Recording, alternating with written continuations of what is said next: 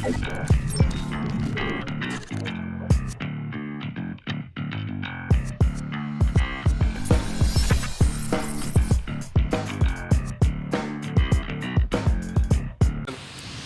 culto ao corpo está cada vez maior em nosso país. O Brasil já é o primeiro lugar no mundo em cirurgias plásticas e perfumaria, o segundo em cuidados com o cabelo e o terceiro em vendas de cosméticos. Mas não para por aí. Outro mercado que vem aumentando cada vez mais em nosso país é o das academias. Está cada vez mais comum encontrar lugares como esse.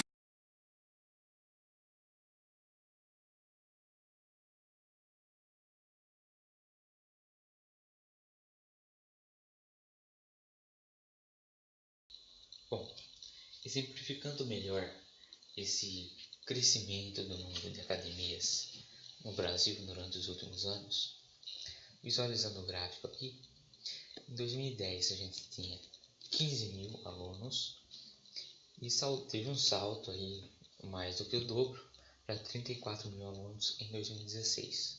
Houve também um crescimento da demanda, no número de alunos, de 4,7 milhões para 9,6 milhões. Com relação ao faturamento, houve uma elevação também, mas uma queda devido à introdução aí das academias de baixo custo. Boa noite, meu nome é Henrique, sou do grupo 12 e eu vou falar um pouco sobre oferta e o Fábio vai falar depois sobre demanda. A oferta nada mais é que a quantidade disponível de produto ou serviço que a empresa quer vender ou pode vender. E a gente escolheu aqui demonstrar com gráficos algumas variáveis que podem alterar no processo da oferta. A primeira delas é a matéria-prima. E como se vê no gráfico, com o aumento do custo da matéria-prima, aumenta o custo da produção. Então, o lucro do produtor diminui e assim ele reduz a sua oferta. Com a diminuição do custo da matéria-prima, reduz o custo da produção, então o lucro do produtor aumenta e ele aumenta a sua oferta. Outro exemplo que a gente pode dar é sobre mão de obra. Com o aumento do custo da mão de obra é igualzinho ao aumento do custo da matéria-prima. Aumenta o custo da mão de obra e aumenta o custo de produção, assim o lucro do produtor diminui. Mas quando diminui o custo da mão de obra,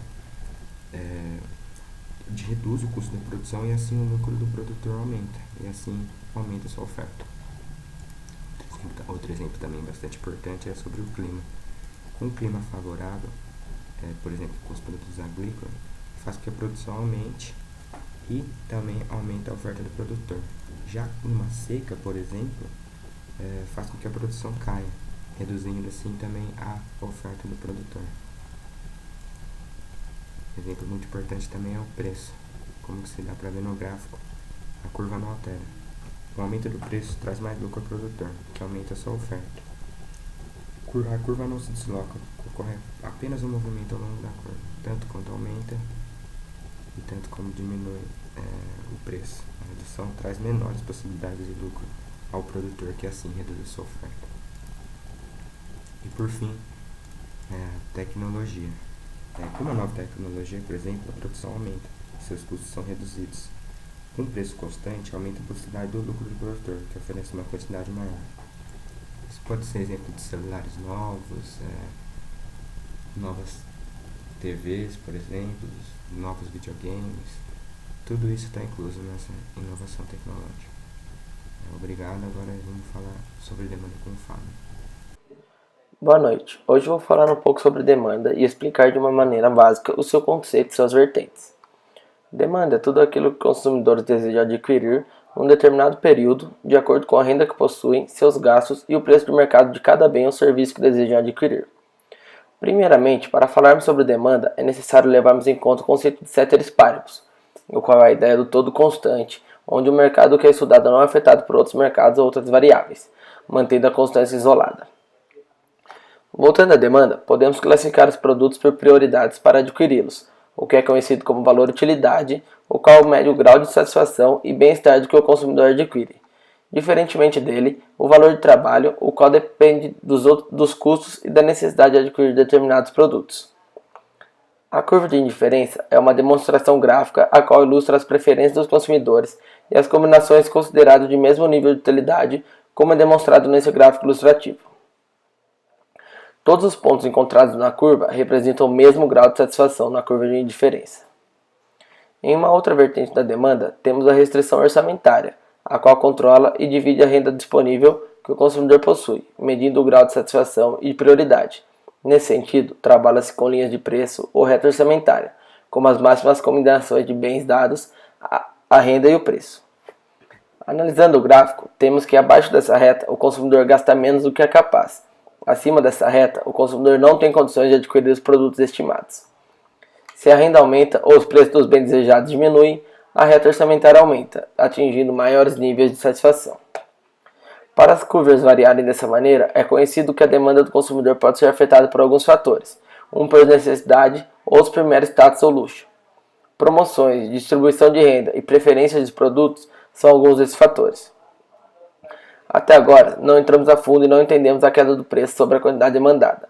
Para isso, a relacionamos com os preços dos próprios bens, dividindo-os sobre duas variáveis: o efeito substituição, o qual o bem fica mais barato em relação aos concorrentes, e o efeito renda, o qual o preço diminui, o poder aquisitivo do consumidor aumenta, tendendo a demanda a aumentar também. Agora, vamos relacionar a quantidade demandada com os preços de outros bens e serviços, o que origina dois conceitos. Os conceitos de bens substitutos, os quais consumir um bem substitui o consumo do outro, como a carne, o frango ou o peixe, e os bens complementares, que são os bens consumidos em conjunto, como a camisa social e gravata, o sapato e a meia, o pão e a manteiga. Seguindo a mesma linha, relacionamos a demanda de um bem com a renda do consumidor, a qual podemos ter três situações diferentes. O bem normal, que é quando há um aumento de renda, há também um aumento da demanda. O bem inferior, que quando a renda aumenta, a demanda do bem cai. E o bem saciado ou neutro, o qual aumenta a renda do consumidor, mas não aumenta a demanda.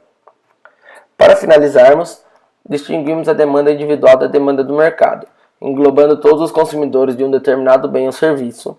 Dessa forma, temos que a demanda de mercado é igual ao somatório horizontal de quantidades das demandas individuais. A cada preço, a demanda de mercado é a soma das demandas dos consumidores individualmente, como mostrado na tabela. Obrigado. Para exemplificar melhor esse movimento que a gente tem aqui nos gráficos aqui das academias, vamos utilizar o gráfico da demanda, ressaltando aí a variável preço. Anteriormente, a gente tem preços altos de mensalidade e uma quantidade demandada menor. A partir do momento que houve a introdução aí das academias de baixo custo, a gente tem um aumento na quantidade demandada. Então, o número de clientes aumenta e o número de academias e de quantidade de alunos que cada academia suporta também aumentou. Porque você diminui o preço, mas precisa ter um maior volume de alunos para suprir isso. Ainda com relação às academias, eu vou destacar também a questão da sazonalidade, né? Onde em determinadas épocas do ano, por exemplo, o verão, você tem um aumento da demanda, né? Da procura pelas academias. Então, o gráfico, a curva de demanda passa a não ter alterações mais durante a linha, né? Durante a curva, mas ela se desloca para direita ou esquerda, ou seja, próximo ali do verão, né, aumento da demanda, ela se desloca para a direita. Próximo do inverno, há uma queda nessa demanda, deslocamento aqui para a esquerda.